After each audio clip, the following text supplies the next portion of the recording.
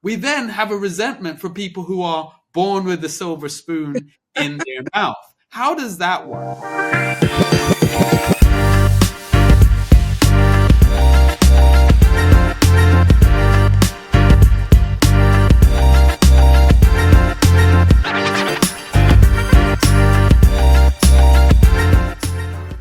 Like I worked in the music industry for a lot of my life, and I see these people, these rappers who literally came from nothing.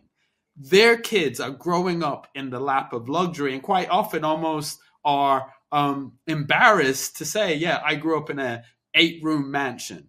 So let's get these mindsets straight, that we want to be the person that changes the path of our lineage. I want to be that person, but I also don't want someone despising my children and grandchildren because I made those sacrifices. That yes, they could be born with a silver spoon in their mouth and a trust fund and all of that stuff. I think some of the challenges that we can face sometimes is because our mindset is one of poverty.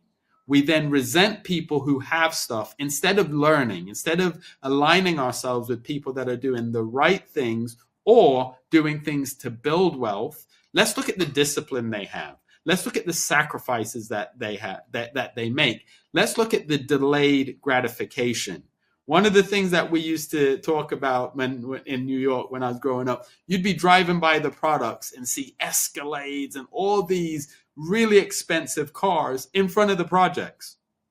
Do you really need that expensive car while you're renting? So let's get our mindset right. And at this event, let's have those conversations and let's make sure people are asking questions that are going to move them forward, and not just questions around what the government is doing to mess them over and what this community has done over the past decades to build wealth. Let's talk about what we can do as individuals to move ourselves forward.